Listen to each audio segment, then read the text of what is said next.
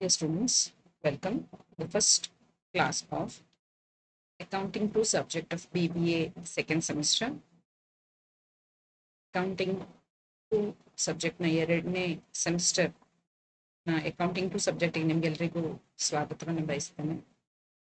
ಇವತ್ತು ನಾವು first module, ನಮ್ಮಲ್ಲಿ 6 ಮಾಡ್ಯೂಲ್ಸ್ ಆಫ್ ಸಿಲೆಬಸ್ ಅಲ್ಲಿ 6 ಮಾಡ್ಯೂಲ್ಸ್ಗಳಿದ್ದಾವೆ. ಅದರಲ್ಲಿ ಪ್ರಥಮ module financial statements of not for profit ಆರ್ಗನೈಸೇಷನ್ಸ್ಗಳನ್ನ ಈಗ ನಾವು ಡೀಲ್ ಮಾಡಲಿಕ್ಕೆ ಹೊರಟಿದ್ದೇವೆ. ಈ ಚಾಪ್ಟರ್ನ ಪ್ರಥಮ ಅಂಗವಾಗಿ introduction for not for profit organisation ಅನ್ನೋ ಕಾನ್ಸೆಪ್ಟ್ ಅನ್ನು ಇವತ್ತು ಡಿಸ್ಕಸ್ ಮಾಡ್ತೇವೆ. ನಾಟ್ ಫಾರ್ ಪ್ರಾಫಿಟ್ ಆರ್ಗನೈಸೇಷನ್ಸ್ ಅಂದ್ರೆ ಏನು, ಅವುಗಳ ಉದ್ದೇಶ ಏನು, ಅವುಗಳ ಇಂಪಾರ್ಟೆನ್ಸ್ಗಳು ಏನು ಅನ್ನೋದನ್ನು ನಾವು ಇವತ್ತಿನ ಕ್ಲಾಸ್ನಲ್ಲಿ ಕಲಿಲಿಕ್ಕೆ ಇದ್ದೇವೆ. ಕೆಲವೊಂದು ಇಮೇಜಸ್ಗಳನ್ನು ಇಲ್ಲಿ ಹಾಕಿದ್ದೇನೆ. You can see the first one here is national sports club of India. National Sports Club of India is established and operated with an intention to promote sports. ನಮ್ಮ ದೇಶದಲ್ಲಿ ಸ್ಪೋರ್ಟ್ಸ್ ಅನ್ನ ಪ್ರೋತ್ಸಾಹಿಸೋಸ್ಕರ ಮತ್ತು ಸ್ಪೋರ್ಟ್ಸ್ಗೆ ಸಂಬಂಧಿತ ಎಲ್ಲ ಟ್ರೈನಿಂಗ್, ಐಡೆಂಟಿಫಿಕೇಶನ್ ಆಫ್ ಇಂಡಿವಿಜುವಲ್ಸ್ ಇವರನ್ನ ಗುರುತಿಸಿ, sports men's ಅನ್ನು ಗುರುತಿಸಿ ಅವರನ್ನ ತಯಾರು ಮಾಡಿ ಟ್ರೈನ್ ಮಾಡುವಂತ ಕೆಲಸವನ್ನು national sports club of India ನಡೆಸಿಕೊಡ್ತದೆ. ಇಲ್ಲಿ ನೀವು ಕಾಣಬಹುದು ಅಕ್ಷಯ ಪಾತ್ರ. ನೀವು ಕೇಳಿರ್ಬೋದು ಅಕ್ಷಯ ಪಾತ್ರ ಅಂತ.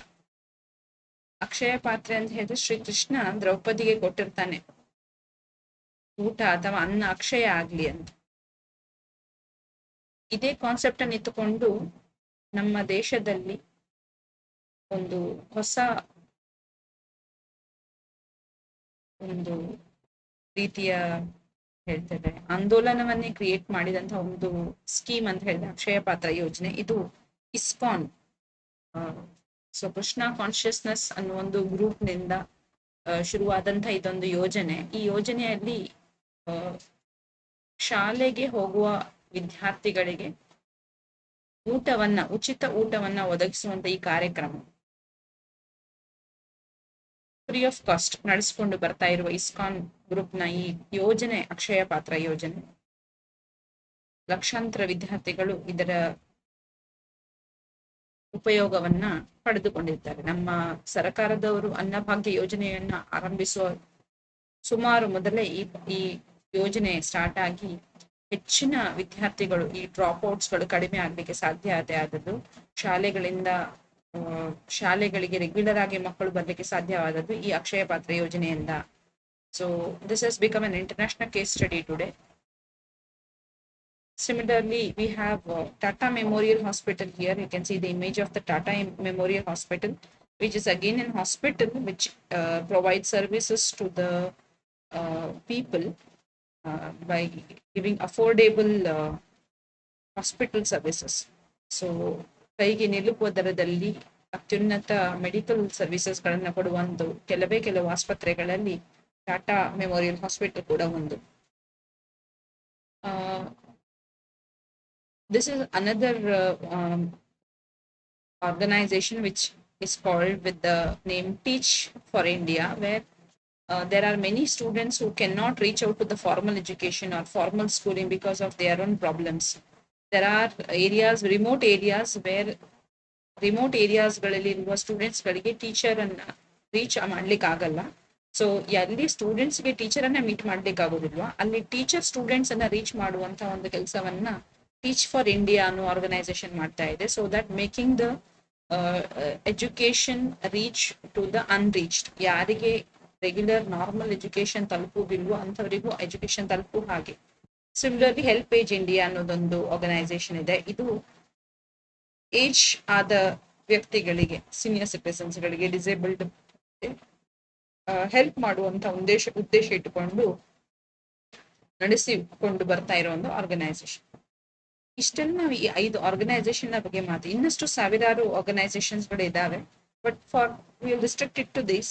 ಬಟ್ ಪ್ರಶ್ನೆ ಏನಪ್ಪಾ ಬರುತ್ತೆ ಅಂತ ಹೇಳಿದ್ರೆ, ಈ ಆರ್ಗನೈಸೇಷನ್ ನ ಯಾವುದೇ ಕೆಲಸದಲ್ಲಿ ಕೂಡ ಅವರಿಗೆ ಪ್ರಾಫಿಟ್ ಅಂತ ಏನಿಲ್ಲ, ಖರ್ಚು ವೆಚ್ಚಗಳಾಗ್ತವೆ ವಿನಃ ಪ್ರಾಫಿಟ್ ಅಂತ ಇಲ್ಲ. ಯಾಕಂತಂದ್ರೆ ಅವರು ಈ ಬಿಸ್ನೆಸ್ ಅಥವಾ ಈ ಆಕ್ಟಿವಿಟಿಯನ್ನ, ಬಿಸ್ನೆಸ್ ಅಲ್ಲ, ಈ ಆಕ್ಟಿವಿಟಿಯನ್ನ ಸ್ಟಾರ್ಟ್ ಮಾಡಿದ ಉದ್ದೇಶವೇ ಸಮಾಜಕ್ಕೆ ಒಳ್ಳೆಯದನ್ನ ಮಾಡುವಂತದ್ದು, ಸಾಮಾಜಿಕ ಉದ್ದೇಶವನ್ನ ರೀಚ್ ಆಗುವುದು, ಸೋಷಿಯಲ್ ಆಬ್ಜೆಕ್ಟಿವ್ ಅಥವಾ ಸೋಷಿಯಲ್ ಕಾಸ್, ಅಥವಾ ಒಂದು ಯಾವುದೋ ಒಂದು ಸ್ಪೋರ್ಟ್ ಅನ್ನ ಬೆಳೆಸುವಂತದ್ದು, ಯಾರಿಗೂ ಉಪಕಾರ ಆಗುವಂತ ರೀತಿ ಕೆಲಸಗಳನ್ನ ಮಾಡುವಂತ ಉದ್ದೇಶದಿಂದ ಹುಟ್ಟಿಕೊಂಡ ಸಂಸ್ಥೆಗಳು. ಹಾಗಾದ್ರೆ ಈ ಆರ್ಗನೈಸೇಷನ್ಸ್ಗಳು ಹೇಗೆ ಕೆಲಸ ಮಾಡ್ತವೆ? ನಾವು ಕಳೆದ ಅಕೌಂಟಿಂಗ್ ಕ್ಲಾಸ್ ನಲ್ಲಿ ನಾವು ಕಲ್ತಿದ್ದೇವೆ, organizations are run for profit ಅಂತ ಹೇಳಿ. But these are examples of organizations which are not run for profit. ಇಲ್ಲಿ ಅವರಿಗೆ ಯಾವುದೇ ರೀತಿಯ ಪ್ರಾಫಿಟ್ ಮಾಡುವ ಉದ್ದೇಶ ಇಲ್ಲ, ಆದ್ರೂ ಇದನ್ನ ನಡೆಸಿಕೊಂಡು ಬರ್ತಾರೆ. ಯಾಕಂತ ಹೇಳಿದ್ರೆ ಅವರಲ್ಲಿರುವ ಆಬ್ಜೆಕ್ಟಿವ್ ಏನು? ಆಬ್ಜೆಕ್ಟಿವ್ ಸಮಾಜಕ್ಕೆ ಒಳಿತನ್ನ ಮಾಡುವಂಥದ್ದು, doing social good, attending the requirements of the people who are not actually represented many a times. So ಇಂಥ ಒಂದು ಸಿಚುವೇಶನ್ಸ್ಗಳಲ್ಲಿ ನಾನ್ ಪ್ರಾಫಿಟ್ ಆರ್ಗನೈಸೇಷನ್ಗಳು ತುಂಬಾ ಕಾಂಟ್ರಿಬ್ಯೂಟ್ ಮಾಡ್ತವೆ. So what is a non profit organization? Any organization that is established for the purpose of rendering service to the public without any profit motive. ಇಲ್ಲಿ ಯಾವುದೇ ರೀತಿಯ profit motive ಇಲ್ಲದೆ, ಅಂದ್ರೆ ಯಾವುದೇ ರೀತಿಯ ಲಾಭ ಮಾಡುವ ಉದ್ದೇಶ ಇಲ್ಲದೆ, ಕೇವಲ ಜನರ ಸೇವೆ ಮಾಡುವ ಉದ್ದೇಶದಿಂದ ಹುಟ್ಟು ಹಾಕಲ್ಪಟ್ಟಂತಹ ಆರ್ಗನೈಸೇಷನ್ಸ್ ಗಳಿಗೆ ನಾವೇನಂತ ಕರಿತೇವೆ? ನಾಟ್ ಫಾರ್ ಪ್ರಾಫಿಟ್ ಆರ್ಗನೈಸೇಷನ್ಸ್ ಅಂತ ಹೇಳ್ತೇವೆ. So what are the examples? ಇದಕ್ಕೆ ಎಕ್ಸಾಂಪಲ್ಸ್ಗಳು ನಾನೇ ಈಗ ಇಮೇಜಸ್ ಗಳಲ್ಲಿ ಹಾಕಿದೆ. ಅಲ್ಲಿ ನಿಮ್ಗೆ ಹಾಸ್ಪಿಟಲ್ಸ್ ಅಂತ ತೋರಿಸಿದೆ, ಎಜುಕೇಶನ್ ಇನ್ಸ್ಟಿಟ್ಯೂಷನ್ಸ್ ತೋರಿಸಿದೆ. So where cultural societies, there are different types of societies. ಇನ್ನು ನೃತ್ಯ ಕಲಾ ಸಂಘಗಳಿರ್ಬೋದು, ವಿದ್ಯಾ ಸಂಸ್ಥೆಗಳಿರ್ಬೋದು, ಅಥವಾ ಲಲಿತ ಕಲಾ ಸಂಘಗಳಿರ್ಬೋದು, ಸ್ಪೋರ್ಟ್ಸ್ ಆಕ್ಟಿವಿಟೀಸ್ ಅಥವಾ ರಿಕ್ರಿಯೇಷನ್ಸ್ ಕ್ಲಬ್ಸ್ಗಳನ್ನು ನಡೆಸುವವರು ಇರ್ಬೋದು, ಹಾಸ್ಪಿಟಲ್ಸ್, ಲೈಬ್ರರೀಸ್, ಲಿಟ್ರರಿ ಅಸೋಸಿಯೇಷನ್ಸ್, ಕಲಾ ಮತ್ತು ಸಾಹಿತ್ಯ ಸಂಘ. ಇದೆಲ್ಲರ ಉದ್ದೇಶ ಏನು? ಅವರವರಿಗೆ ಒಂದು ಮೋಟಿವ್ ಇರುತ್ತೆ. For example, if you take education institution for charitable purpose, ಎಲ್ಲರಿಗೂ ಫ್ರೀ ಎಜುಕೇಶನ್ ಕೊಡುವಂತಹದ್ದು ಇರಬಹುದು, ಅಥವಾ reaching out to the communities which are not educated, hospitals which are set up for philanthropic purposes, ಅಲ್ಲಿ ಸೇವೆಗೈಯುವುದೇ ಉದ್ದೇಶ, ಅಥವಾ free of cost or providing services to the society. ಈಗ ಹಾಸ್ಪಿಟಲ್ಸ್ಗಳು ಚಾರ್ಜ್ ಮಾಡ್ತಾರೆ, ಬಟ್ ಅಲ್ಲಿ ಇರುವಂತಹದ್ದು ಇದು ಬಿಸ್ನೆಸ್ ಅಲ್ಲ, ಇದೊಂದು ಸೇವೆ. ಹಾಗಂತ ಹೇಳಿ ಕಾರ್ಪೊರೇಟ್ ಹಾಸ್ಪಿಟಲ್ಸ್ ಇಲ್ಲದೇ ಇಲ್ಲ, but there are most of the hospitals are not for profit organisations. ಲೈಬ್ರರೀಸ್ಗಳು, ಸಾರ್ವಜನಿಕ ಲೈಬ್ರರೀಸ್ಗಳ ನಡೆಸ್ತಾರೆ, ಪುಸ್ತಕಗಳನ್ನ ಕೊಡ್ತಾರೆ ಓದ್ಲಿಕ್ಕೆ. ಉದ್ದೇಶ ಏನು? ಅವರಿಗೇನು ಲಾಭ ಆಯ್ತು? ಲಾಭ ಏನು ಇಲ್ಲ, ಜನರಲ್ಲಿ ಓದುವ ಹವ್ಯಾಸವನ್ನ ಹೆಚ್ಚಿಸುವಂತಹದ್ದು. Literary organise, for example Yakshagana ಅಭಿಮಾನಿ ಸಂಘ. ಯಕ್ಷಗಾನ ಅನ್ನೋದೊಂದು ಕಲೆ, ಅದು ಬೆಳಿಬೇಕಾದ್ರೆ ಅಲ್ಲೊಂದು ಕಲಾ ಸಂಘ, ಅದನ್ನು ಪ್ರೋತ್ಸಾಹಿಸುವವರು ಬೇಕಾಗ್ತದೆ. ಸೊ ಇಂತಹ ಸಮಾನ ಮನಸ್ಕರು ಸೇರಿ ಕೆಲವೊಂದು ಸಂಘ ಸಂಸ್ಥೆಗಳನ್ನ ಕಟ್ಟಿಕೊಂಡ ನಂತರ ಅದಕ್ಕೆ ಬೇಕಾದ ಖರ್ಚು ವೆಚ್ಚಗಳಿರ್ತವೆ. ನಡೆಸ್ಬೇಕು ಒಂದು ಸಂಘವನ್ನ, ಒಂದು ಸಂಸ್ಥೆಯನ್ನು ನಡೆಸ್ಕೊಳ್ಬೇಕಾದ್ರೆ ಹಣದ ಅವಶ್ಯಕತೆಯೂ ಇರುತ್ತೆ. ಇವರು ಬಿಸ್ನೆಸ್ ಮಾಡಲ್ಲ, ಆದ್ರೆ ಸಂಘವನ್ನ ಸಂಸ್ಥೆ ನಡೆಸ್ಕೊಂಡು ಹಣ ಬೇಕು. ಹಾಗಾದ್ರೆ ಇವರು ಹೇಗೆ ಕೆಲಸ ಮಾಡ್ತಾರೆ? How do they manage to operate? Most of this organizations run from the funds they have raised from the donations, grants they have received from the government, subscriptions received from the members, etc. So ಇಂಥ ಸಂಘ ಸಂಸ್ಥೆಗಳು ಹೆಚ್ಚಾಗಿ ನಡೆಯುವಂತದ್ದು ದೇಣಿಗೆಗಳಿಂದ. So ಸಂಸ್ಥೆಗಳಿಗೆ ದಾನ ಕೊಡುವವರು ಇರ್ತಾರೆ, ಜಾಗವನ್ನು ದಾನ ಮಾಡ್ತಾರೆ ಅಥವಾ ಹಣವನ್ನ ಕೊಡ್ತಾರೆ. ಸ್ಮರಣಾರ್ಥ, ತಂದೆ ತಾಯಿ, ಹೆಂಡತಿ ಗಂಡ ಮಕ್ಕಳ ಸ್ಮರಣಾರ್ಥ ಕೆಲವರು ಅಮೌಂಟ್ಸ್ ಗಳನ್ನ ಡೊನೇಟ್ ಮಾಡ್ತಾರೆ. ಸಿಮಿಲರ್ಲಿ ಸರ್ಕಾರವು ಕೆಲವೊಮ್ಮೆ ಸಹಾಯ ಹಸ್ತವನ್ನು ಚಾಚುತ್ತದೆ, ಬೇರೆ ಬೇರೆ ರೀತಿಯ ಗ್ರಾಂಟ್ಸ್ ಗಳನ್ನ ಕೊಡ್ತವೆ. ಅಲ್ಲದೆ ಮೆಂಬರ್ಸ್, ಆ ಪರ್ಟಿಕ್ಯುಲರ್ ಸಂಘ ಸಂಸ್ಥೆ ಮೆಂಬರ್ಸ್ ಆದರೂ ವರ್ಷಕ್ಕೆ ಇಷ್ಟು ವಾರ್ಷಿಕ ಫೀಸ್ ಅಂತ ಕಟ್ಟಿಸ್ತಾರೆ. Life membership fees, entrance fees, ಹೀಗೆಲ್ಲ ಬೇರೆ ಬೇರೆ ರೀತಿಯ ಅಮೌಂಟ್ ಅಲ್ಲೇ ಕಲೆಕ್ಟ್ ಮಾಡ್ತಾರೆ ಸಂಘ ಸಂಸ್ಥೆಗಳು ತಮ್ಮ ಮೆಂಬರ್ಸ್ ಗಳಿಂದ. ಸೊ ಹೀಗೆ ಬಂದಂತ ಹಣದಲ್ಲಿ ಅವರು ತಮ್ಮ ಕೆಲಸ ಕಾರ್ಯಗಳನ್ನು ನಡೆಸ್ತಾ ಇರ್ತಾರೆ. ಸೊ ಇಲ್ಲೊಂದು ಪ್ರಶ್ನೆ ಬರುತ್ತದೆ, if this organisation is not for profit, why are we studying it here? ಅಕೌಂಟೆನ್ಸಿಯಲ್ಲಿ ನಾವು ಕಲಿಯುವಂಥದ್ದು ಬರೀ ಬಿಸ್ನೆಸ್ ಗಳ ಬಗ್ಗೆ. ಆಗ ನಾಟ್ ಫಾರ್ ಪ್ರಾಫಿಟ್ ಆರ್ಗನೈಸೇಷನ್ಸ್ ನ ಬಗ್ಗೆ ನಾವು ಯಾಕೆ ಕಲಿಬೇಕು?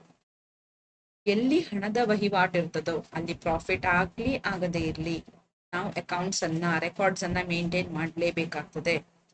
ಸೊ ಈ ಅಕೌಂಟ್ಸ್ ಗಳನ್ನ ನಾವು ಹೇಗೆ ಮೇಂಟೈನ್ ಮಾಡ್ತೇವೆ? ಬಿಕಾಸ್ ಇದು ನಾಟ್ ಫಾರ್ ಪ್ರಾಫಿಟ್ ಇಲ್ಲದಿರ್ಬೋದು, ಬಟ್ ಹಣದ ವಹಿವಾಟು ಇರ್ತದೆ.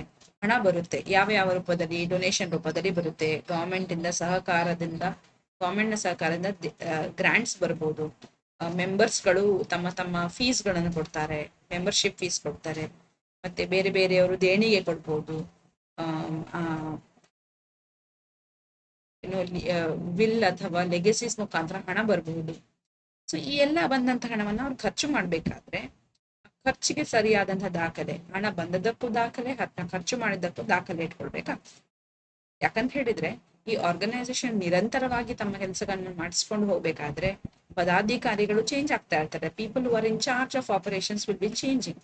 ಹಾಗಾಗಿ ಈ ಎಲ್ಲ ಬೇರೆಯವರಿಂದ ಬಂದಂತ ಹಣದಲ್ಲಿ ನಾವು ನಮ್ಮ ಉದ್ದೇಶಗಳನ್ನ ಮಾಡುವಾಗ ಯಾವುದೇ ರೀತಿಯ ಫ್ರಾಡ್, ಯಾವುದೇ ರೀತಿ ಎರರ್ ಆಗ್ಬಾರ್ದು.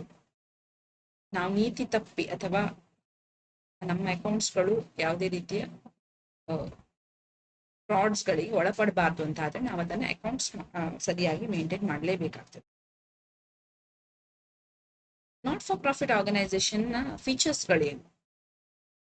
Not for profit organisations run without any profit motive. ಇವರಿಗೆ ಪ್ರಾಫಿಟ್ ಮಾಡುವ ಉದ್ದೇಶ ಇಟ್ಟುಕೊಂಡವರು ಆರ್ಗನೈಸೇಷನ್ ಅನ್ನು ನಡೆಸುವುದಿಲ್ಲ. For example, I am a businessman, I am dealing with umbrellas. ಇನ್ನು ಬರುವಂತಹ ಮಳೆಗಾಲದಲ್ಲಿ ಅಂಬ್ರೆಲ್ಲಾಸ್ ಗಳನ್ನ, ರೈನ್ ಕೋಟ್ಸ್ ಗಳನ್ನ ಸೇಲ್ ಮಾಡಬೇಕು ಅಂತ ಹೇಳಿ ನಾನು ರೈನ್ ಕೋಟ್ಸ್ ಅನ್ನ ತಂದು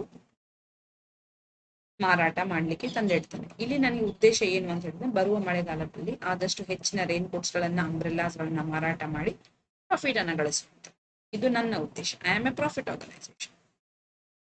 ಲೆಟ್ ಅಸ್ ಟೇಕ್, ನಾವೊಂದು ಯುವಕರ ಸಂಘ ಅಥವಾ ಯುವತಿಯರ ಸಂಘ, ಗೆಳೆಯರ ಬಳಗ.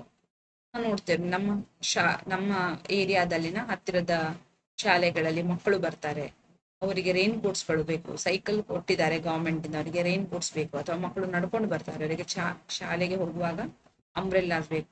ನಾವೇನ್ ಮಾಡ್ತೇವೆ, ನಾವು ಮೆಂಬರ್ಸ್ ಎಲ್ಲ ಸೇರಿಕೊಂಡು ಒಂದು 8-10 ಸಾವಿರ ಒಟ್ಟು ಕಲೆಕ್ಷನ್ ಮಾಡಿ ಆ ಹಣದಿಂದ ಅಂಬ್ರೆಲ್ಲಾಸ್ ಅನ್ನು ಪರ್ಚೇಸ್ ಮಾಡ್ತೇವೆ. ಬಟ್ ರಿಮೆಂಬರ್, ಪರ್ಚೇಸ್ ಮಾಡಿದ ಅಂಬ್ರೆಲ್ಲಾವನ್ನ ನಾವು ಸೇಲ್ ಮಾಡ್ಲಿಕ್ಕೆ ತಂದದ್ದಲ್ಲ, ಅದನ್ನ ನಾವು ದಾನವಾಗಿ ಕೊಡ್ಲಿಕ್ಕೆ, ಮಕ್ಕಳಿಗೆ ಉಪಯೋಗಕ್ಕೆ ಕೊಡ್ಲಿಕ್ಕೆ ತಂದ್ರೆ. ಇಲ್ಲಿ ನಾವು ಪರ್ಚೇಸ್ ಮಾಡಿದ್ದೇವೆ, ಟ್ರೇಡ್ ಆಗಿದೆ, ಪರ್ಚೇಸಿಂಗ್ ಆಕ್ಟಿವಿಟಿ ಆಗಿದೆ, ಬಟ್ ಸೇಲ್ಸ್ ಇಲ್ಲ. ಇದು ಒಂದು. ಇಲ್ಲ, ನಾವೆಲ್ಲರೂ ಸೇರಿ ಈಗ ಒಂದು ಯಕ್ಷಗಾನ ಕಲಾರಂಗ ಅಂತ ಮಾಡ್ಕೊಂಡಿದ್ದೇವೆ, ನಮ್ಗೆ ಯಕ್ಷಗಾನ ಮಾಡಿಸ್ಬೇಕು, ಯಕ್ಷಗಾನದ ಆರ್ಟಿಸ್ಟ್ ಗಳಿಗೆ ಮಳೆಗಾಲದಲ್ಲಿ, ಈಗ ಕೋವಿಡ್ ಟೈಮ್ ನಲ್ಲಿ ಅವರಿಗೆ ಜಾಬ್ ಇಲ್ಲ, ಅವರಿಗೆ ಏನಾದ್ರೂ ಒಂದು ಕೊಡ್ಬೇಕು ಅಂತ ಹೇಳಿದ್ರೆ ಒಂದು ಆನ್ಲೈನ್ ಒಂದು ಯಕ್ಷಗಾನ ಒಂದು ಪ್ರಾತ್ಯಕ್ಷಿಕೆ ನಡೆಸಿ ಅವರಿಂದ ನಾವು ಯಕ್ಷಗಾನವನ್ನು ನಡೆಸಿ ಫೀಸ್ ಅನ್ನ ಕಲೆಕ್ಟ್ ಮಾಡಬಹುದು ಅಥವಾ ಹಣವನ್ನ ಇದು ಒಟ್ಟು ಮಾಡಬಹುದು. ಇಲ್ಲಿ ನಾವು ಹಣವನ್ನ ಕಲೆಕ್ಟ್ ಮಾಡಿದ್ರು ಕೂಡ ಅದರ ಉದ್ದೇಶ ಪುನಃ ಪ್ರಾಫಿಟ್ ಅಲ್ಲ, ಆ ಯಕ್ಷಗಾನದ ಆರ್ಟಿಸ್ಟ್ ಗಳಿಗೆ ಹೆಲ್ಪ್ ಮಾಡುವ ಉದ್ದೇಶದಿಂದ ನಾವು ಆಕ್ಟಿವಿಟಿಯನ್ನ ಮಾಡಿರ್ತೇವೆ.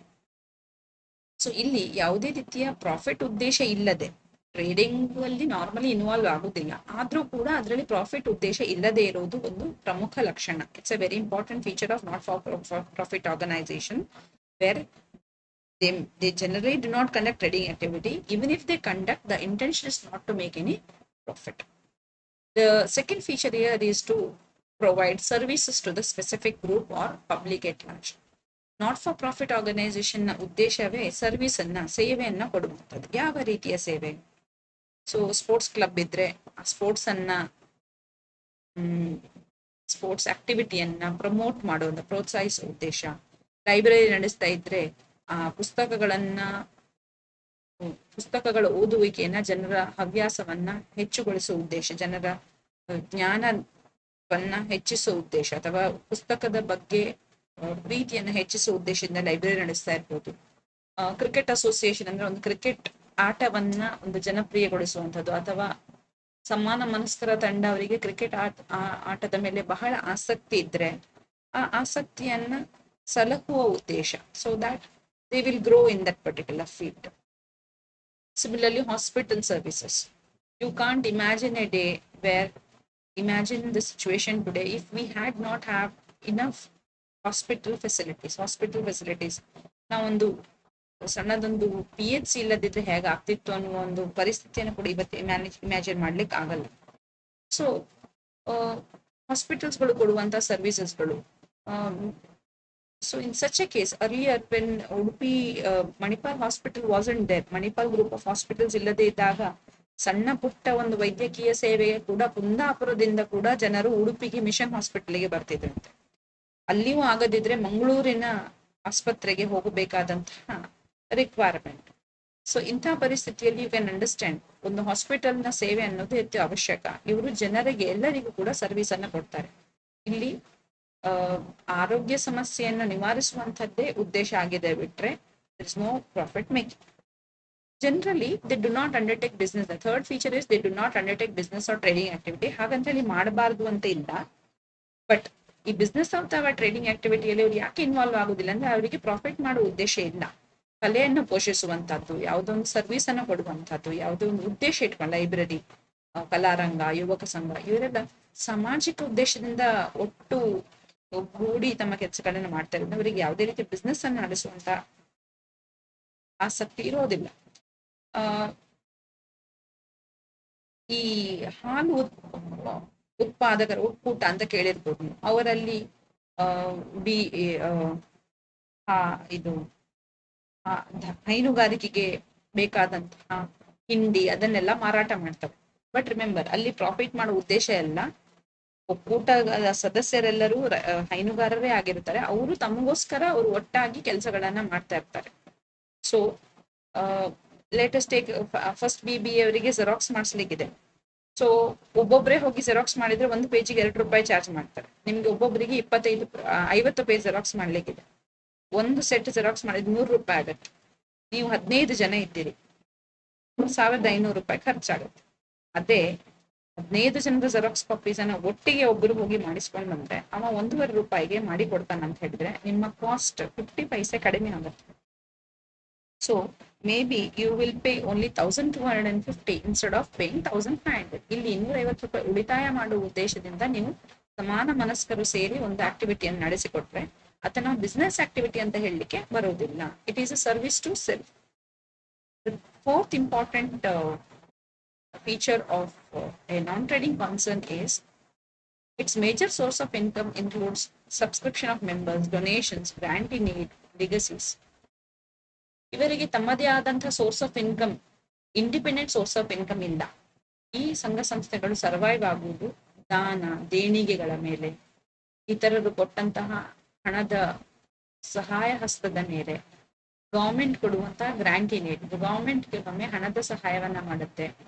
ಅಥವಾ legacies, people will write their will, ಅಂದ್ರೆ ತಮ್ಮ ಮರಣಾನಂತರ ಇದೊಂದು ಆಸ್ತಿ ಅಥವಾ ಇದೊಂದು ಅಮೌಂಟ್ ಈ ಸಂಘಕ್ಕೆ ಕೊಡ್ತೇನೆ ಅಂತ ಹೇಳಿ ಬರೆದು ಕೊಡುವವರು ಇರ್ತಾರೆ. ಸೊ ಇಂಥದ್ದೆಲ್ಲ ಹಣದ ಹರಿವು ಇರುವಂತದ್ದು ನಾಟ್ ಫಾರ್ ಪ್ರಾಫಿಟ್ ಆರ್ಗನೈಸೇಷನ್. ಇವರಿಗೆ ರೆಗ್ಯುಲರ್ ಸೇಲ್ಸ್ ರೆವೆನ್ಯೂ ಅಥವಾ ಇನ್ಕಮ್ ಅಂತ ಹೇಳಿ ಬೇರೆ ಯಾವುದೇ ರೀತಿಯ ಇನ್ಕಮ್ ಇರುವುದಿಲ್ಲ. ಸೊ ಈ ಹೆಚ್ಚಿನ ಇನ್ಕಮ್ಗಳು ಬರುವುದೇ ಇತರರಿಂದ ಆದದ್ರಿಂದ they are answerable to the society. ಸೊಸೈಟಿಯಿಂದ ಬಂದಂತಹ ಹಣ ಆದದ್ರಿಂದ ಸೊಸೈಟಿಗೆ ಅವರು ಆನ್ಸರೇಬಲ್ ಆಗುತ್ತಾರೆ. Next feature is the transactions mostly are in cash. ಯಾಕೆ ನಗದು ರೂಪದಲ್ಲಿ ಆಗುತ್ತೆ, ಯಾಕೆ ಕ್ರೆಡಿಟ್ ಇರೋದಿಲ್ಲ? Credit normally is the feature of business transaction. ಎಲ್ಲಿ ಬಿಸ್ನೆಸ್ ಇರ್ತದೋ, ಕೊಡುಕೊಳ್ಳುವಿಕೆ ಜಾಸ್ತಿ ಇರುತ್ತೋ ಅಲ್ಲಿ ಕ್ರೆಡಿಟ್ ಟ್ರಾನ್ಸಾಕ್ಷನ್ ಆಗುತ್ತೆ. ಜನರು ಎಕ್ಸ್ಪೆಕ್ಟ್ ಮಾಡ್ತಾರೆ, ನಮ್ಗೆ ಕಡ ಬೇಕು, ನಮ್ಗೆ ಕ್ರೆಡಿಟ್ ಪೀರಿಯಡ್ ಬೇಕು, ನಮ್ಗೆ 45 ದಿವಸ ಟೈಮ್ ಬೇಕು. ಬಟ್ ಇಲ್ಲಿ ಸ್ವ ಇಚ್ಛೆಯಿಂದ ಇಲ್ಲಿ ಹಣವನ್ನ ಕೊಡೋದ್ರಿಂದ ಹೆಚ್ಚಾಗಿ ಕ್ರೆಡಿಟ್ ನ ಪ್ರಶ್ನೆ ಇರೋದಿಲ್ಲ. ಮತ್ತು ಮಾಡುವಂತ ಆಕ್ಟಿವಿಟೀಸ್ ಗಳಲ್ಲಿ ಬಂದಂತ ಹಣದಲ್ಲೇ ಅವರು ಮ್ಯಾನೇಜ್ ಮಾಡಬೇಕಾದ್ರಿಂದ ಹೆಚ್ಚಾಗಿ ಕ್ರೆಡಿಟ್ ಟ್ರಾನ್ಸಾಕ್ಷನ್ ಇವರು ನಡೆಸಿಕೊಡುವುದೇ ಇಲ್ಲ. ಸೊ ಹಾಗಾಗಿ ನಾಟ್ ಫಾರ್ ಪ್ರಾಫಿಟ್ ಆರ್ಗನೈಸೇಷನ್ ನ books of accounts most of the time are financial transaction most of the time on cash basis. So credit transactions are very rare, ಇರೋದೇ ಇಲ್ಲ. ಹಾಗಾಗಿ ಹೆಚ್ಚಿನ ಆಕ್ಟಿವಿಟೀಸ್ಗಳು, ಹೆಚ್ಚಿನ ಪೇಮೆಂಟ್ಸ್ಗಳು ಕ್ಯಾಶ್ ಅಲ್ಲೇ ಆಗಿರ್ತದೆ, ರಿಸಿಟ್ಸ್ಗಳು ಕ್ಯಾಶ್ ಅಲ್ಲೇ ಆಗಿರ್ತದೆ. ಹಾಗಾದ್ರೆ ಪ್ರಾಫಿಟ್ ಮಾಡದ ಟ್ರೇಡಿಂಗ್ ಆಕ್ಟಿವಿಟಿ ಮಾಡದಂತಹ ಈ ಆರ್ಗನೈಸೇಷನ್ಸ್ಗಳ ಇವರಿಗೆ ಸೇಲ್ಸ್ ರೆವೆನ್ಯೂ ಇಲ್ಲದೆ ಇದ್ದ ಮೇಲೆ ನಾವು ಯಾಕೆ ಅಕೌಂಟಿಂಗ್ ರೆಕಾರ್ಡ್ಸ್ ಅನ್ನ ಮೇಂಟೈನ್ ಮಾಡಬೇಕು? First of all, we are drawing money from the society. Government is helping us. People of the general public are helping us. The society is helping us to run our organization. So we are answerable to them. This is number one. Number two, if you are governed by the statutory requirement, so if you are not for profit organization registered under Companies Act 2013, again Section 8 requires you to maintain the books of accounts as per their uh, provisions. So you have to maintain accounting records. The third one is ಸುಲಭದ ಹಣ ಆಗಿರುತ್ತೆ. ಹೆಚ್ಚಾಗಿ ನೀವು ಕೇಳಿರ್ಬೋದು scandals ಆಗುವ ಸಾಧ್ಯತೆ ಇರ್ತದೆ ಬೇರೆಯವರಿಂದ ತೆಗೆದುಕೊಂಡಂತ ಹಣದಲ್ಲಿ. ಯಾಕಂದ್ರೆ ಅದಕ್ಕೆ ಬೇರೆಯವರ ಡೊನೇಷನ್, ಬೇರೆಯವರಿಂದ ಬಂದಂತ ಹಣ ಯುಟಿಲೈಸ್ ಮಾಡುವಾಗ ತುಂಬಾ ಕೇರ್ಫುಲ್ ಆಗಿರ್ಬೇಕು, ಬೇಕಾಬಿಟ್ಟು ಯೂಸ್ ಮಾಡುವುದಲ್ಲ. ಸೊ ಇದ್ರ ಮೇಲೆ ಒಂದು ಕಂಟ್ರೋಲ್ ಬೇಕಂತ ಹೇಳಿದ್ರೆ ನಮ್ಗೆ ಅಕೌಂಟಿಂಗ್ ರೆಕಾರ್ಡ್ಸ್ ಅನ್ನು ನಾವು ಮೇಂಟೈನ್ ಮಾಡಲೇ ಬೇಕಾಗ್ತದೆ. ಸೊ ನಾರ್ಮಲಿ ಒಂದು ಮ್ಯಾನೇಜಿಂಗ್ ಕಮಿಟಿ ಅಂತ ಮೇಂಟೈನ್ ಮಾಡ್ತಾರೆ. ಒಬ್ಬ ಪ್ರೆಸಿಡೆಂಟ್ ಇರ್ತಾನೆ, ಒಬ್ಬ ಸೆಕ್ರೆಟರಿ ಇರ್ತಾನೆ, ಒಬ್ಬ ಖಜಾಂಚಿ ದಟ್ ಇಸ್ ಟ್ರೆಷರರ್ ಇರ್ತಾನೆ. ಇವರು ಹಣವನ್ನ ಮ್ಯಾನೇಜ್ ಮಾಡಬೇಕು ಮತ್ತು ತಮ್ಮ ಅವಧಿ ಮುಗಿದು ಇನ್ನೊಂದು ನೆಕ್ಸ್ಟ್ ಮ್ಯಾನೇಜಿಂಗ್ ಕಮಿಟಿಗೆ ಇವರು ಹಸ್ತಾಂತರ ಮಾಡಬೇಕಾದ್ರೆ ಅವರು ತಮ್ಮ ಅಕೌಂಟಿಂಗ್ ರೆಕಾರ್ಡ್ಸ್ ಅನ್ನ ಆಡಿಟ್ ಮಾಡಿಸಿ, ಆಡಿಟ್ ಮಾಡಿದ ನಂತರವೇ ಈ ಹಸ್ತಾಂತರ ಕೆಲಸವನ್ನ ಮಾಡಬೇಕಾಗ್ತದೆ. ಮತ್ತು ಈ ಆರ್ಗನೈಸೇಷನ್ ನಾರ್ಮಲ್ ನಾವು ನೋಡಿರ್ತೇವೆ ಸೋಲ್ ಪ್ರೊಪ್ರೈಟರ್ಶಿಪ್ ಅಂತ ಒಬ್ಬ ಓನರ್ ಅಂತ ಇರ್ತಾನೆ. ಪಾರ್ಟ್ನರ್ಶಿಪ್ ಫರ್ಮ್ ಅಲ್ಲಿ ಪಾರ್ಟ್ನರ್ಸ್ ಓನರ್ ಆಗಿರ್ತಾರೆ. ಶೇರ್ ಹೋಲ್ಡ್ ಮಲ್ಟಿನ್ಯಾಷನಲ್ ಕಂಪನೀಸ್ಗಳಲ್ಲಿ ಶೇರ್ ಹೋಲ್ಡರ್ಸ್ ಓನರ್ ಆಗಿರ್ತಾರೆ. But in not for profit organisation ಇಲ್ಲಿ ಯಾವುದೇ ಓನರ್ಶಿಪ್ ಇಲ್ಲ. ಇಲ್ಲಿ ಯಾರು ಯಾವುದೇ ಕಾರಣಕ್ಕೂ ಓನರ್ಸ್ ಅಂತ ಹೇಳಿಕೊಳ್ಳಿಕ್ಕೆ ಬರುವುದಿಲ್ಲ. ನಾವೇನಿದ್ರು ಸದಸ್ಯರು, ನಾವು ಓನರ್ ಆಗ್ಲಿಕ್ಕೆ ಸಾಧ್ಯ ಇಲ್ಲ. ಸದಸ್ಯರು ಯಾಕೆ ಅಂತ ಹೇಳಿದ್ರೆ ಇಲ್ಲಿ ಬಿಸ್ನೆಸ್ ಪ್ರಾಫಿಟ್ ಮೋಟಿವ್ ಏನು ಇಲ್ಲದೆ ಇರೋದ್ರಿಂದ ನಮ್ಮ ವೈಯಕ್ತಿಕ ಕೆಲವೊಂದು ಇಚ್ಛೆಗಳನ್ನ ಪೂರೈಸಿಕೊಳ್ಳಿಕ್ಕೆ ನಾವಿಲ್ಲಿ ಸೇರಿರ್ತೇವೆ. ಸೊ ನಾವು ಸದಸ್ಯರಂತ ಕರಿಬಹುದು. You can not call ourself the owner. ಕೊನೆಯದಾಗಿ ನಾವು ಬಿಸ್ನೆಸ್ ನಲ್ಲಿ ಇಷ್ಟೆಲ್ಲ ಮಾಡುವಾಗ, ಹಣದ ವಹಿವಾಟು ಮಾಡುವಾಗ ಹಣ ಉಳಿಬಹುದು. ನಾವು ಬಿಸ್ನೆಸ್ ಕನ್ಸರ್ನ್ಸ್ ಗಳಲ್ಲಿ ಪ್ರಾಫಿಟ್ ಆರ್ಗನೈಸೇಷನ್ ನಾವೇನ್ ಹೇಳ್ತೇವೆ, ಪ್ರಾಫಿಟ್ ಆಯ್ತು ಅಂತ ಹೇಳ್ತೇವೆ. But in case of not for profit organization ನಾವು ಪ್ರಾಫಿಟ್ ಅನ್ನೋ ಟರ್ಮ್ ಅನ್ನು ಯೂಸ್ ಮಾಡುವುದಿಲ್ಲ. We use the term surplus if there is anything left. ಖರ್ಚು ಮಾಡಿ ಏನಾದ್ರು ಉಳಿತಾ ಅದನ್ನ ನಾವು ಸರ್ಪ್ಲಸ್ ಅಂತ ಕರಿತೇವೆ. ಕಲೆಕ್ಟ್ ಮಾಡಿದ 1,00,000, ಖರ್ಚು 90,000 ಆಯ್ತು, 10,000 ಉಳಿಯಿತು ಅಂತ ಹೇಳ್ತೇವೆ ವಿನಃ 10,000 ಲಾಭ ಅಂತ ಹೇಳುವುದಿಲ್ಲ. ಯಾಕೆ ಹಾಗೆ? Because this is not for profit organization. ನಾವು ಏನನ್ನ ಹೊಸತಾಗಿ ಮಾಡಿ ಹಣ ಗಳಿಸಿದ್ದಲ್ಲ, ನಾವೆಲ್ಲ ಸೇರಿ ಒಟ್ಟು ಮಾಡಿದ ಹಣದಲ್ಲಿ ಖರ್ಚು ಮಾಡಿ ಉಳಿದಂತಹದ್ದು. ಈ ಉಳಿದ ಹಣವನ್ನ ಏನ್ ಮಾಡ್ತೇವೆ, ಮುಂದಿನ ಯಾವ್ದಾದ್ರು ಆಕ್ಟಿವಿಟಿಗೆ ಆಗ್ತದೆ ಅಂತ ಹೇಳಿ ನಾವು ಒಂದು ಸೆಪರೇಟ್ ಫಂಡ್ ಮಾಡಿರ್ತೇವೆ. ಅದಕ್ಕೆ ನಾವು ಕ್ಯಾಪಿಟಲ್ ಫಂಡ್ ಅಂತ ಹೇಳಿ. ಸೊ ಆ ಕ್ಯಾಪಿಟಲ್ ಫಂಡಿಗೆ ನಾವು ಹಣವನ್ನ ಟ್ರಾನ್ಸ್ಫರ್ ಮಾಡ್ತೇವೆ. So these are some of the features of not for profit organization.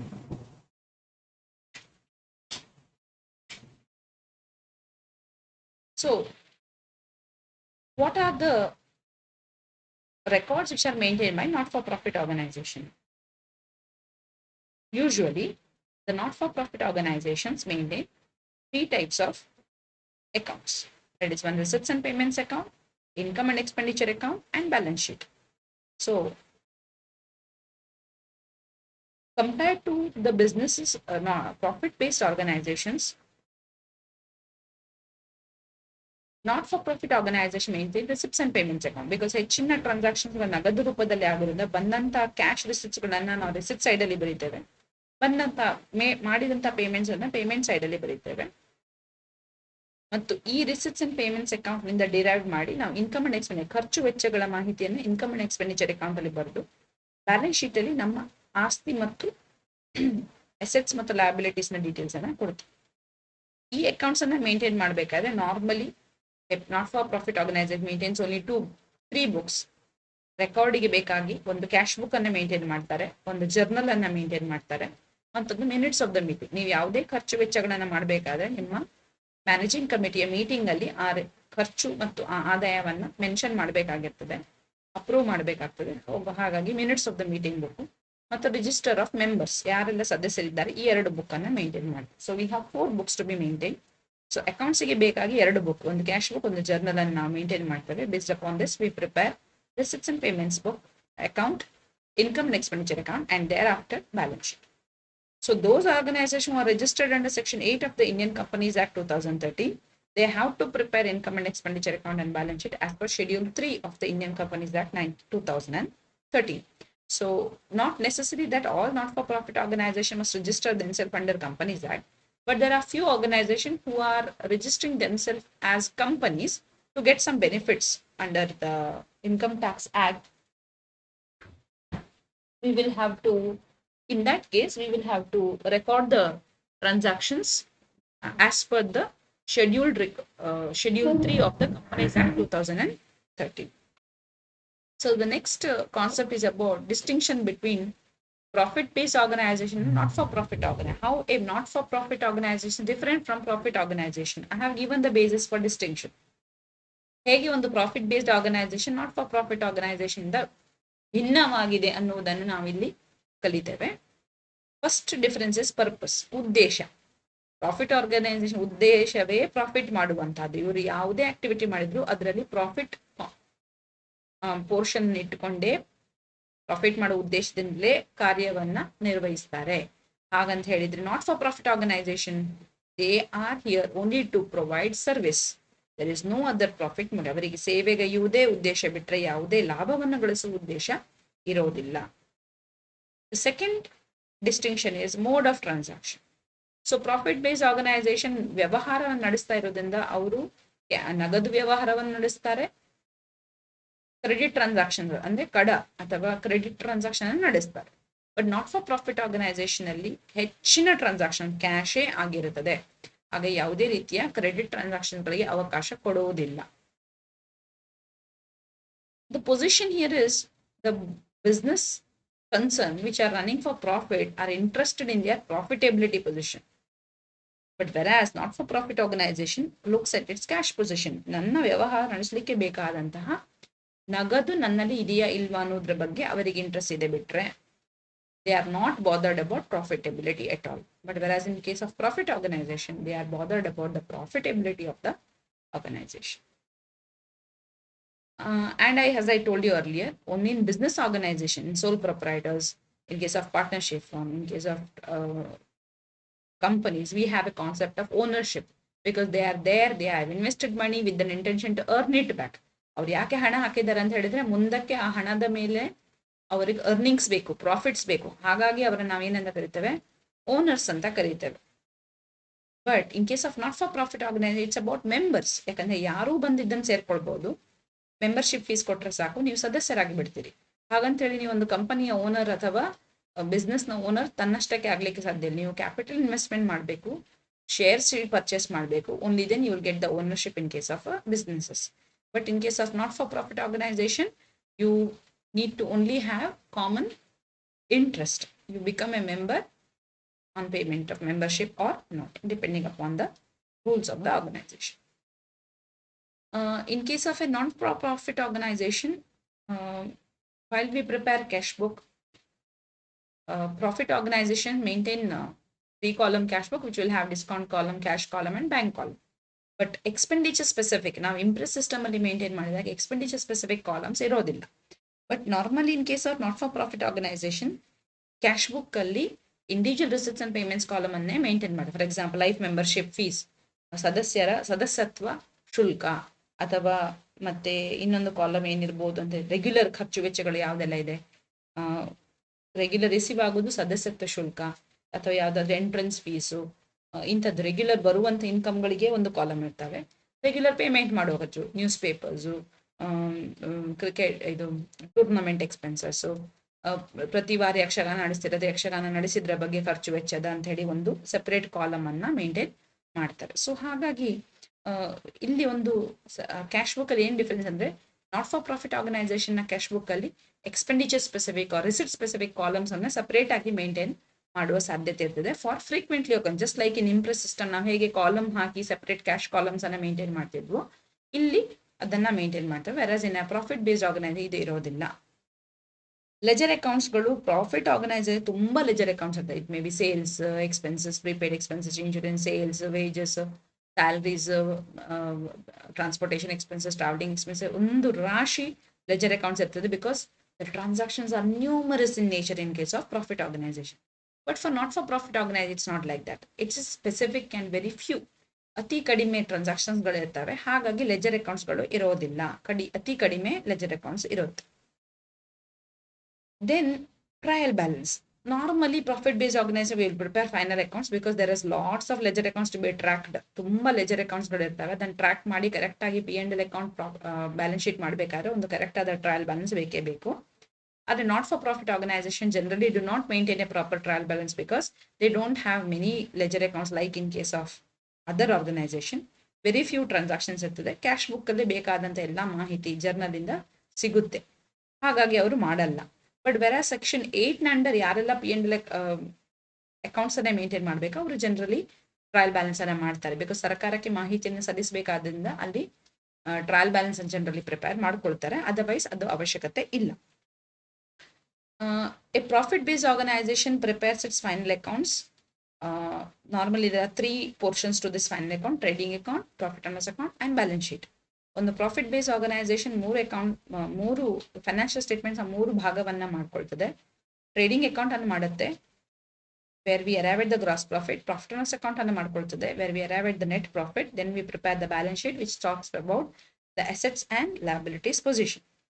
But in case of a not-for-profit organization, the receipts and payments account is prepared because ಇಲ್ಲಿ trade ಇಲ್ಲ, ಹಣದ ಒಳಹರಿವು ಇರ್ತದೆ, ರಿಸಿಟ್ಸ್ ಇರ್ತದೆ, ಹಣವನ್ನ ಪೇಮೆಂಟ್ ಮಾಡ್ತೇವೆ, payments ಇರ್ತದೆ. So receipts ಅನ್ನು ಮತ್ತು ಪೇಮೆಂಟ್ಸ್ ಅನ್ನ ನಾವು ಬರೀತೇವೆ. Then will prepare income and expenditure account. So ಈ ರಿಸಿಟ್ಸ್ ಅಲ್ಲಿ ಪೇಮೆಂಟ್ಸ್ ಅಲ್ಲಿ 2 ವಿಧ ಇದೆ: capital receipts, capital payments, revenue receipts, revenue payments. ಎಲ್ಲ ರೆವೆನ್ಯೂ ನೇಚರ್ಡ್ ರಿಸಿಟ್ಸ್ ಮತ್ತು ರೆವೆನ್ಯೂ ನೇಚರ್ಡ್ ಎಕ್ಸ್ಪೆನ್ಸಸ್ಗಳನ್ನು ನಾವು ಇನ್ಕಮ್ ಅಂಡ್ ಎಕ್ಸ್ಪೆಂಡಿಚರ್ ಅಕೌಂಟ್ ಅಲ್ಲಿ ಹಾಕಿ we try to arrive at the surplus or deficit. ಮತ್ತು ಎಲ್ಲ ರೀತಿಯ ಕ್ಯಾಪಿಟಲ್ ರಿಸಿಟ್ಸ್ ಮತ್ತು ಕ್ಯಾಪಿಟಲ್ ಪೇಮೆಂಟ್ಸ್ ಅನ್ನು ಬ್ಯಾಲೆನ್ಸ್ ಶೀಟ್ ಅಲ್ಲಿ ರೆಕಾರ್ಡ್ ಮಾಡ್ತೇವೆ. ಕ್ಯಾಪಿಟಲ್ ಫಂಡ್ ಅನ್ನು ಕೂಡ ಬ್ಯಾಲೆನ್ಸ್ ಶೀಟ್ ಅಲ್ಲಿ ಮೇಂಟೈನ್ ಮಾಡ್ತೇವೆ. So the revenue account here is profit and loss account in case of a profit based organization, where we arrive at the profit or loss. ಒಂದು profit based organisation ನಾವು P&L account ಮಾಡ್ತೇವೆ, ಅದು revenue account. It talks about how much you have earned, ನೀವು ಎಷ್ಟು ಗಳಿಸಿದ್ದೀರಿ, ಎಷ್ಟು ಖರ್ಚು ಮಾಡಿದ್ರಿ, ಎಷ್ಟು ಉಳಿದಿದೆ, that is your profit or loss. But whereas in case of a non for profit organisation, ಅಲ್ಲಿ ನಿಮಗೆ ಪ್ರಾಫಿಟ್ ಉದ್ದೇಶವೇ ಇಲ್ಲೋದ್ರಿಂದ ಆದಾಯ ಎಷ್ಟು ಬಂತು, ಖರ್ಚು ಎಷ್ಟಾಯಿತು, ಎಷ್ಟು ಉಳಿದಿದೆ, ಅದನ್ನ ಸರ್ಪ್ಲಸ್ ಅಥವಾ ಡೆಫಿಸಿಟ್ ಅಂತ ಕರಿತೇವೆ. ಪ್ರಾಫಿಟ್ ಆರ್ ಲಾಸ್ ಅಂತ ಕರೆಯೋದಿಲ್ಲ, ಸರ್ಪ್ಲಸ್ ಆರ್ ಡೆಫಿಸಿಟ್ ಅಂತ ಕರಿತೇವೆ. ಇದನ್ನ ನಾವು ಎಲ್ಲಿಗೆ ಟ್ರಾನ್ಸ್ಫರ್ ಮಾಡ್ತೇವೆ? ಕ್ಯಾಪಿಟಲ್ ಫಂಡಿಗೆ ಟ್ರಾನ್ಸ್ಫರ್ ಮಾಡ್ತೇವೆ. ಸೊ ಕ್ಯಾಪಿಟಲ್ ಫಂಡ್ ಏನು? ಯಾರೋ ಒಬ್ಬರ ಆಸ್ತಿವಲ್ಲ, ಅದು ಬರುವ ವರ್ಷಗಳಲ್ಲಿ ಬೇಕಾದಂತಹ ಕೆಲಸ ಕಾರ್ಯಗಳಿಗೆ ಅದನ್ನು ನಾವು ಉಪಯೋಗಿಸ್ಕೊಳ್ಬಹುದು. So there is nothing like the members will take away the amount. ಉಳಿದ ಹಣವನ್ನು ಮೆಂಬರ್ಸ್ ತಗೊಂಡು ಹೋಗ್ತಾರೆ ಅಂತಿಲ್ಲ. ಪ್ರಾಫಿಟ್ ಅನ್ನ ಕ್ಯಾಪಿಟಲ್ ಅಕೌಂಟಿಗೆ ಟ್ರಾನ್ಸ್ಫರ್ ಮಾಡೋ ಉದ್ದೇಶ ಅಂದ್ರೆ ಓನರಿಗೆ ಸೇರ್ಬೇಕು ಅನ್ನೋ ಉದ್ದೇಶ. ಬಟ್ ಇಲ್ಲಿ ಯಾರು ಓನರ್ ಇಲ್ಲ, ಮೆಂಬರ್ಸ್. ಹಾಗಾದ್ರೆ ಇನ್ಕಮ್ ಅಂಡ್ ಎಕ್ಸ್ಪೆಂಡಿಚರ್ ಅಕೌಂಟ್ ಅಲ್ಲಿ ಉಳಿದ ಹಣವನ್ನ ಮೆಂಬರ್ಸ್ ತಗೊಂಡು ಹೋಗ್ತಾರಾ? ಇಲ್ಲ, ಮೆಂಬರ್ಸ್ ಅದನ್ನ ತಗೊಂಡು ಹೋಗುವ ಹಾಗಿಲ್ಲ. ಆ ಹಣವನ್ನ ಬರುವ ವರ್ಷಗಳಲ್ಲಿ ಬೇಕಾದಂತ ಆಕ್ಟಿವಿಟೀಸ್ಗಳಿಗೆ ಉಪಯೋಗಿಸ್ಕೊಳ್ಳಿಕ್ಕೆ ಆ ಹಣವನ್ನ ಎತ್ತಿಡ್ತಾರೆ. ಸೊ ಇದನ್ನ ಕ್ಯಾಪಿಟಲ್ ಫಂಡ್ ಅಂತ ಕರಿತೇವೆ. So with this I am done with the first session. In the forthcoming classes, we will learn about the objectives of maintaining accounts, what are the different types of books of accounts maintained, and what are the accounts maintained, ledger accounts maintained by the not-for-profit organization. So please go through the session again and again, and I will provide you the notes at the end of the first session, at the end of the first module. Thank you.